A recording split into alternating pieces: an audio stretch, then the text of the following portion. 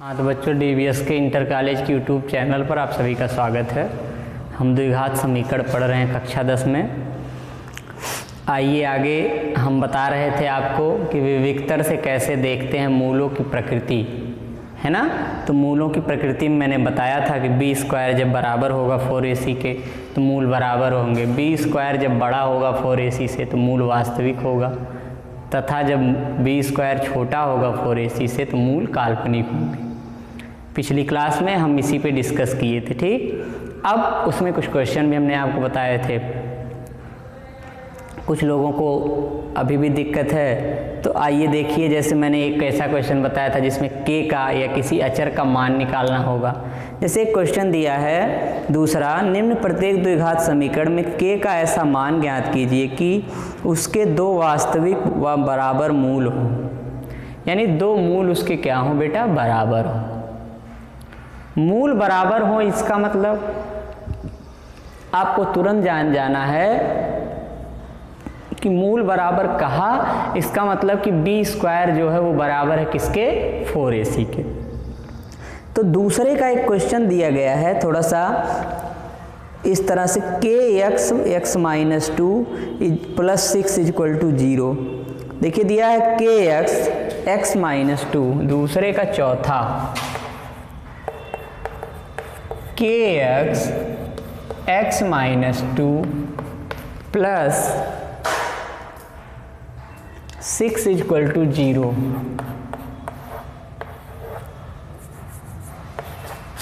है ना। अब आपको पता है बेटा, जब इसका अंदर गुणा करेंगे kx स्क्वायर माइनस 2kx धन 6 बराबर 0 के। अब मूल बराबर उसने पहले कह दिया है, मूल बराबर है का मतलब उसने बता दिया है कि b स्क्वायर जो है वो बराबर है किसके, 4ac के। तो आप इसमें से a बराबर पता कर लीजिए, यानी a बराबर दिया है k, b बराबर दिया है माइनस 2k और c बराबर दिया है 6 के, ठीक। अब b स्क्वायर बराबर 4ac का मतलब माइनस 2k का होल स्क्वायर बराबर 4 इंटू k इंटू सी का मतलब 6। तो 2 दूनी 4k स्क्वायर बराबर 24k से एक k कट गया, यानी 4 से काट दीजिए, 6 जा जाएगा, तो k बराबर क्या आ गया बेटा, ठीक, यही है। अब आप देख लेते हैं कुछ दूसरे टाइप का क्वेश्चन, तो आप तो परेशान हो जाते हैं। परेशान नहीं होना है, हमें करना है क्वेश्चन, है ना। और जब आप करेंगे तो क्वेश्चन होगा, इसमें दो राय नहीं है।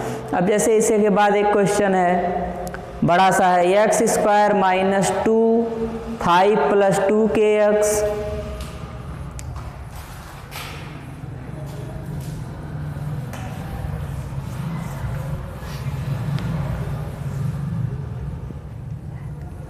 पांचवा 2k x square minus 2k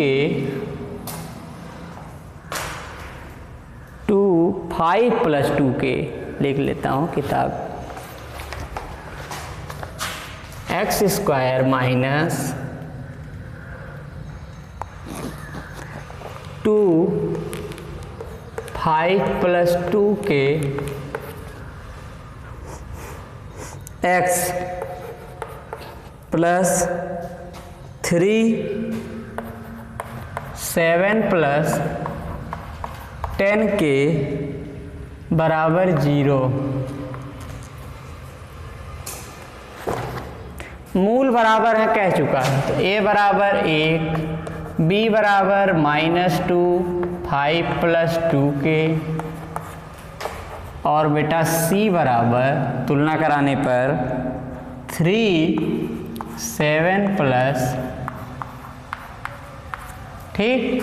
अब आपको पता है मूल क्या है, मूल बराबर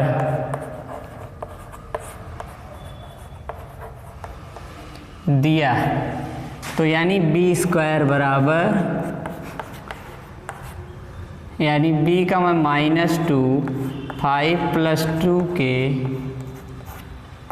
का होल स्क्वायर बराबर 4 इंटू ए का मतलब 1 गुणे 3 गुणे 7 धन 4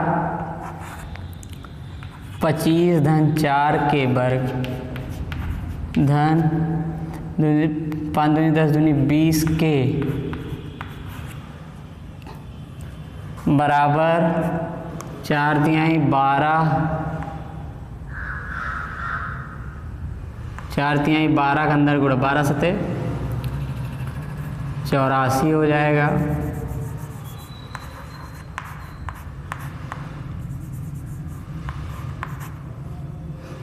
और 120 के ठीक, पक्षांतर करिए सबका, और क्या करना है यहाँ।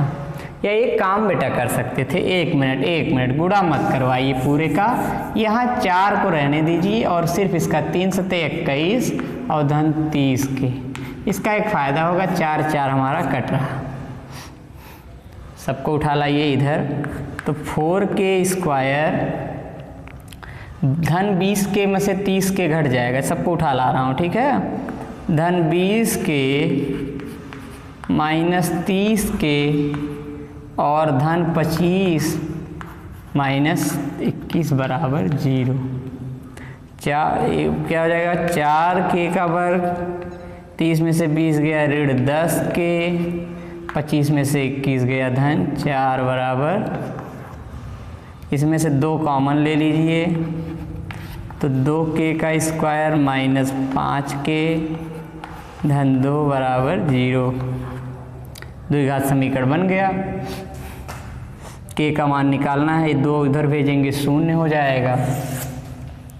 तो बचा कितना हमारा, 2 के का स्क्वायर माइनस 5 के धन 2 बराबर 0। 2 दूनी 4 और 5 लाना है, तो आपका हो जाएगा 2 के का स्क्वायर माइनस 4 धन 1 धन 2 बराबर 0 के। 2 के का वर्ग ऋण 4 के ऋण के धन 2 बराबर 0 के। 2 के कॉमन हुआ, के माइनस 2 माइनस 1 के माइनस 2 बराबर 0 के। 2 के माइनस 1 के माइनस 2 इज इक्वल टू 0। 2 के माइनस 1 इज इक्वल टू एक बार 0 और एक बार के माइनस 2 इज इक्वल टू 0, तो के बराबर 2 आएगा और के बराबर 1 बाई क्या आएगा, यही 2 मान हमारे आ जाएंगे। कोई दिक्कत? तो बेटा कोई भी क्वेश्चन हो, छोटा बड़ा नहीं आपको देखना है, हमने आपको नियम सारा बताया ही है। तो जिसका जहाँ यूज हो, जैसा जो कह रहा हो क्वेश्चन, आपको उसी नियम पर चलना है सिर्फ, ठीक।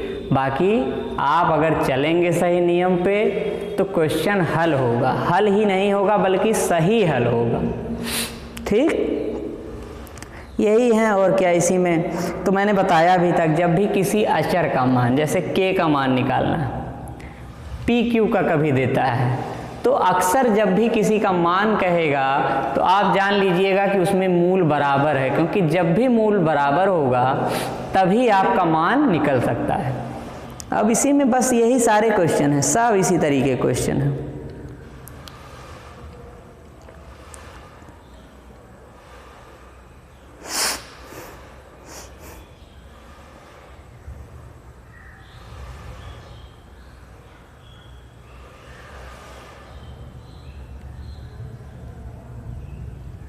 ठीक है, और अब आइए आगे इसको हल करिएगा। आइए देखते हैं अब वो इबारती प्रश्न, माने वर्ड प्रॉब्लम वाले जो क्वेश्चन है। देखिए पहला क्वेश्चन दिया है, पहले नियम समझ लीजिए इनको कैसे हल किया जाएगा। जब आप हल करेंगे पहले क्वेश्चन को पढ़ेंगे, क्वेश्चन पढ़ेंगे समझेंगे, फिर उसी आधार पर आप चीज़ों को मानेंगे। जैसे एक उदाहरण दिया गया है, 2 ऐसे क्रमागत धनात्मक विषम पूर्णांक ज्ञात कीजिए जिनके वर्गों का योग 290 है, ठीक। अब देखिए, ध्यान दीजिए बेटा, द्विधनात्मक विषम पूर्णांक कह रहा है। अब इसमें इबारती प्रश्न तभी हल होगा जब आपको बेसिक चीज़ों का ज्ञान होगा। अब आप कहेंगे सर बेसिक चीज़ें क्या हैं? बेसिक चीज़ों का मतलब कि क्वेश्चन हल करने से पहले आप कितना भी ज्ञान हो, अगर आप ये नहीं जान पाएंगे कि क्रमागत धनात्मक विषम पूर्णांक क्या लेना है। क्रमागत धनात्मक विषम पूर्णांक का मतलब क्या हो सकता है? विषम आप जानते होंगे, विषम संख्याएं 1 है, 3 है, 5 है, 7 है, 9। क्रमागत का मतलब कि एक के बाद दूसरी आने वाली जो विषम, एक विषम के बाद दूसरी जो आने वाली विषम संख्या है, ये दोनों क्रमागत विषम संख्याएं कहलाएंगी। सही है। जैसे अब ये नहीं बताया कौन है, नहीं, वही निकालना है। अब आपको अंकों में तो पता है कि सम क्या होता है, 2 4 6 8 10। विषम क्या होती हैं, 1 3 5 7 9। अब इन्हीं को जब चर में माना जाता है तो शायद बच्चों आपको पता होगा, और अगर नहीं पता है तो आज से पता होना चाहिए। ठीक है। कभी भी चर, कभी भी जब संख्या मानी जाए तो आप ध्यान दीजिएगा कि 2n से शुरू होती है। n means number. अब यहाँ चर में निकालना, अगर x थोड़ी देर के लिए ले लेते हैं तो कोई दिक्कत नहीं। यानी 2x जो है वो एक कैसी संख्या है बेटा? समधन संख्या है। कैसी? सम। आप कहेंगे सर क्यों? क्यों का मतलब है कि इसमें आप दुनिया की कोई भी संख्या x के प्लेस पे रखेंगे तो हर बार यहाँ एक सम संख्या ही प्राप्त होगी। मतलब अगर x का मान 1 रखें जो कि विषम है, तब भी हमारा 2 गुणे 1 करने पर क्या आएगा बेटा? सम संख्या आएगी। 2 रखेंगे तो 4 आएगा, 3 रखेंगे 6 आएगा। यानी 2x एक ऐसी संख्या है जो हमेशा ही क्या होगी? सम होगी। ठीक है। इसी तरह अगर सम दूसरी पूछेगा तो कौन होगा? 2x + 2। तीसरी 2x + 4। आप घर बैठ जाइएगा, है ना, और चेक करके देखिए। अगर इस तरह विश्वास नहीं है, आप देखेंगे तो आप पाएंगे कि सम जो है वो इसी श्रेणी में चलता है। 2x, 2x + 2, 2x + 4, 2x + 6। ये क्या है? समधन पूर्णांक। कभी भी सम पूर्णांक मानना हो तो क्या मानेंगे? माना पहली संख्या 2x तथा दूसरी संख्या 2x + 2 है, या 20 से भी मान सकते हैं। माना पहली संख्या 2x + 2 तथा दूसरी सम संख्या 2x + 4 है। ऐसे चलना है। अब यहाँ बात किसकी है? विषम की। तो विषम कौन होगा? सम को छोड़कर जो है, यानी 2x सम थी तो 2x + 1 जो है ये पहली विषम धन पूर्णांक है, पहला विषम धन पूर्णांक, पहली विषम संख्या है। बात हमारी समझ में आ रही?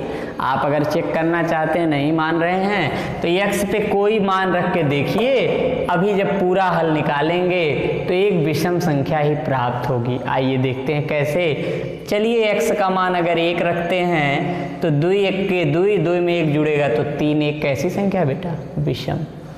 2 रखेंगे तो 2 दूनी 4 1 5, 5 कैसी संख्या है? विषम। यानी विषम की सीरीज कैसे चलती है हमको पता हो गया। 2x + 1, 2x + 3, 2x + 5, 2x + 7, ये आपकी सीरीज जो है यही किस में है? विषम में। इतना समझ में आया? क्योंकि क्वेश्चन में कुछ नहीं है, यही इतना समझना जरूरी है। आइए, अगर ये समझ में आया तो क्वेश्चन भी आ गया कि माना 2 क्रमागत धनात्मक विषम पूर्णांक, माना 2 क्रमागत विषम धन पूर्णांक, माना 2 क्रमागत धन विषम पूर्णांक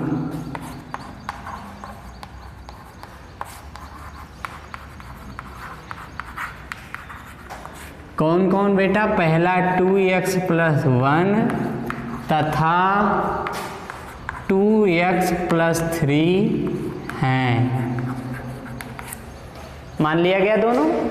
अब प्रश्न में कहा है जिनके वर्गों का योग 290 है, यानी प्रश्नानुसार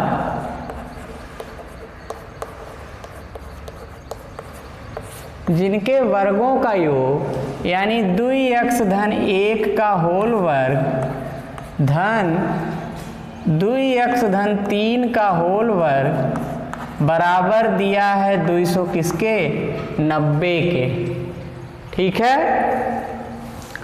अब आपको पता है कि जब ये सिचुएशन है तो हमें क्या करना है। आप बेटा क्या करेंगे, इसको तोड़ देंगे तो 2x का होल वर्ग धन 1 का वर्ग धन 2ab का मतलब 2 गुणे 2x गुणे 1 धन 2x का वर्ग धन 3 का वर्ग धन 2 गुणे 2x गुणे 3 बराबर 290। तो यहाँ 4x वर्ग धन 1 धन 4x धन 4x वर्ग धन 9 धन 12x बराबर 200। ठीक है। आपका देखिए हल करिए। 4 4 8x का वर्ग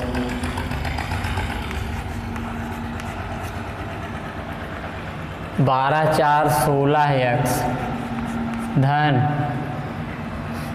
9 1 10 बराबर 290। तो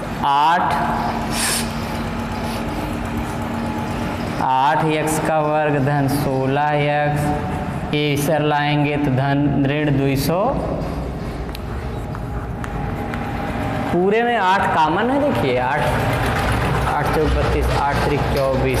हाँ, पूरे में से 8 को कॉमन कर लीजिए तो x² धन 2x ऋण 8 त्रिक 24 4 8 पंचे 40 बराबर 8 को उधर भेजेंगे। x² धन 2x धन 35 बराबर 0। तो 7 पचे 35, 35 यहाँ है 2x लाना है। कोई नहीं बनेगा ना।